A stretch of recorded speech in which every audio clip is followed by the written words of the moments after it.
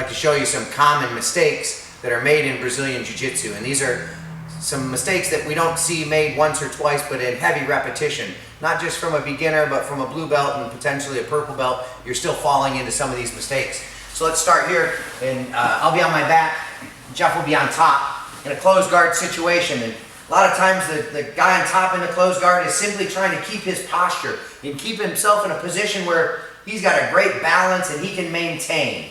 So the desire then for the person on the bottom is to break this posture down, to get inside them, break them down, pull them down. Now you can start your manipulations from there, or your sweep or whatever is going to happen. But the issue that we see is that people are on the bottom, they like to hold the elbow or the collar or whatever their preference is, and now they just start pulling. And there's really nothing happening here until Jeff moves. So what happens is Jeff gets a great posture position, and then the guy's just pulling and you're not getting anywhere. Remember on the bottom that the opportunity for me comes when Jeff moves. When he tries to get a knee behind the butt, there's the opportunity to pull. So when he moves, there's the opportunity to pull. The mistake that's made is Jeff's in posture, he's strong, and the person's pulling. If he's in this position, stay static, hold him, and wait for his movement. Once he moves, then you can move and use your hips and arms, and they'll coincide and work together. Another situation here, Jeff's standing, and he's in an open guard, or I'm in an open guard position. And this can happen from a lot of different situations.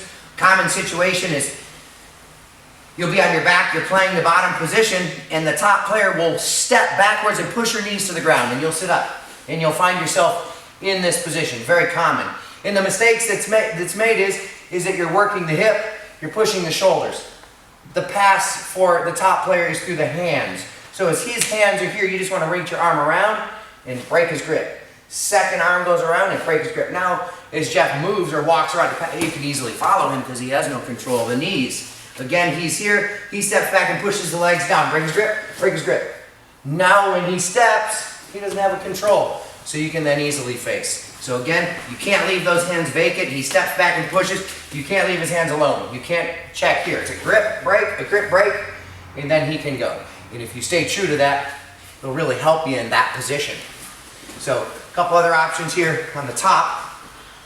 Things that we see happen very, very often is the bottom player is in jeopardy. Top player is in jeopardy.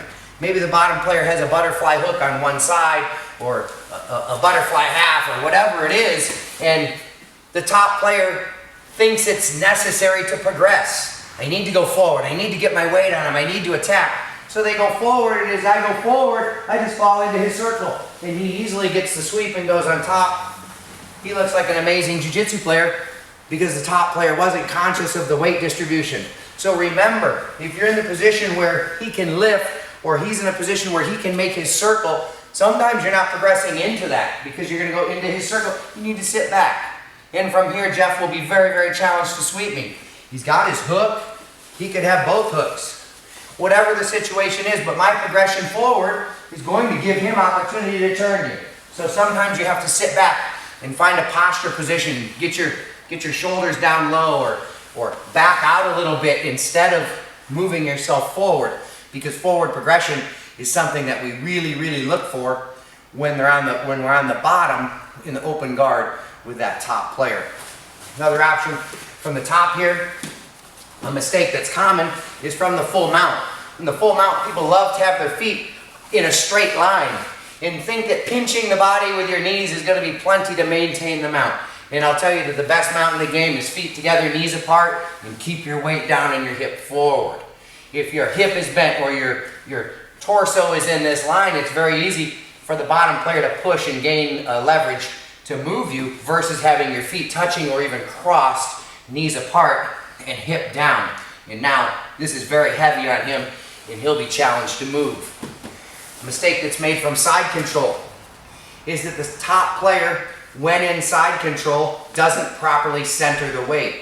And if you find your own solar plexus and match it to his solar plexus, that's where you're going to find maximum weight. Right here, maximum weight, because your solar plexus to solar plexus, you're not off center, forward, back, left, or right, but literally chest to chest, center to center, and weight is down. And another something that goes with this is that from the side control, it's not just about being solar plexus to solar plexus and keeping your weight down, but not leaving the hip vacant, not leaving the hip by itself. So you're solar plexus to solar plexus, but something is checking his hip.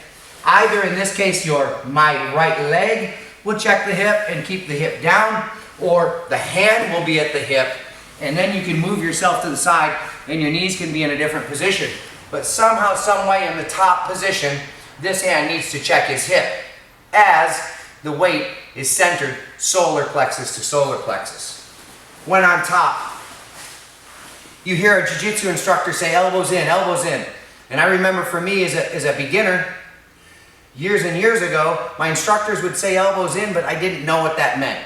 And this is what elbows in means, is you can't play from here. This is elbow out. This is elbow out. This is elbow out. This is elbows out. This is elbows in. This is elbows in. Elbow out. Elbow out. Elbow in. In. Guy gets you in a triangle and you hear elbow in. Oh, there's the elbow in. Now there's no progression for the person who's trying to get you because the elbow is on the insides of his legs. So when we say elbows in, we mean on the inside of their legs. Proper. Proper. Proper. Improper. Because you've left that in a position where he can attack. Another option here from the top is closed guard. It's common that the top player lets his hands touch the mat as Jeff breaks free to try and break my posture, and the hands go to the mat. And the issue is that you allow the hands to touch the mat, and when the hands touch the mat, you're not conscious of it, and you allow him to gain an overhook or whatever it might be. And once that hand hits the mat, it's very challenging to get this out if he's overhooking and grabbing the collar, doing a Russian guard position on that same side where he's locked the shoulder down. And these positions happen from your hands touching the ground. So make sure in the guard that your hands are either holding his biceps or on their body, not above the chest. Anything below the solar plexus is safe. Anything above the solar plexus can be extremely problematic. Next thing that we see as a mistake is a top player is passing the guard and maybe gets to a position where the guard pass has started, but the bottom player gets his hands in and he's starting to get deep into a choke, or even using this hand just as a control, and you're not conscious of the second hand, or you're so excited about passing the guard that you lose consciousness of what's going on here. And as you slip past, there goes that second hand. He gains a half guard, and there's a choke for Jeff. He looks amazing only because you left that second hand vacant.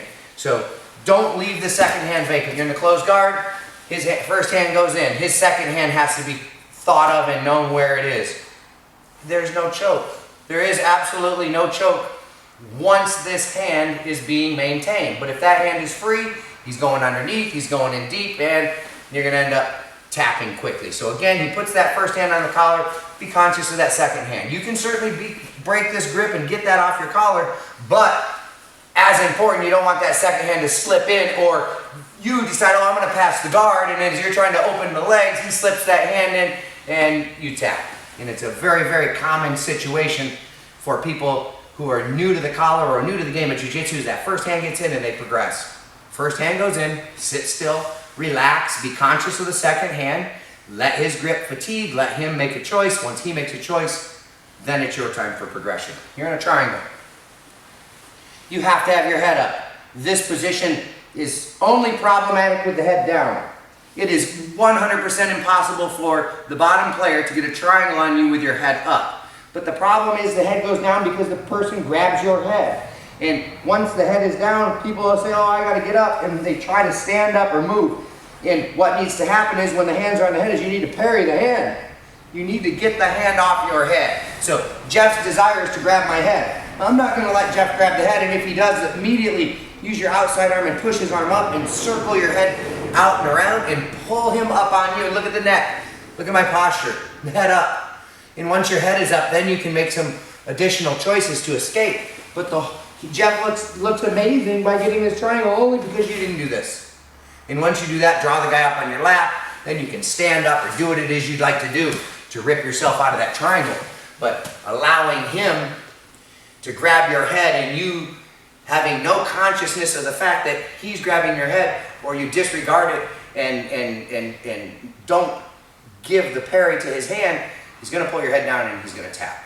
You're going to tap. So there's a few good options for you here, or good thought processes as far as mistakes that are made in the game.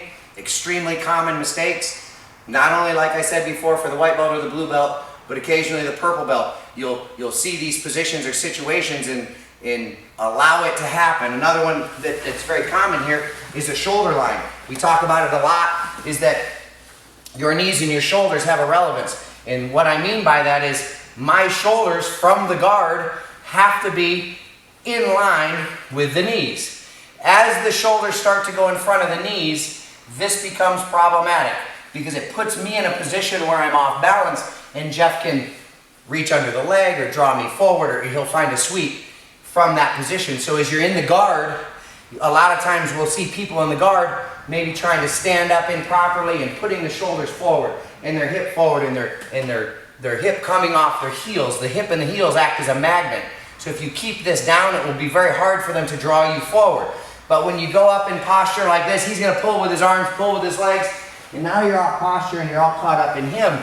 And that's really based on the hip sitting on the heels, or as much the shoulders being behind the knees. If you keep your shoulders right at the knees or behind them, you'll be safe. But again, you don't want to go too far back, because going too far back is going to give Jeff the opportunity to push you backwards or knock you backwards in some fashion. So there's a relevance to this, to the shoulder and the knee. And you'll hear me when I teach always talk about that line, and be careful of going too far forward or too far back. And that same line stands true in a side control position, in a knee ride. Notice the knee ride.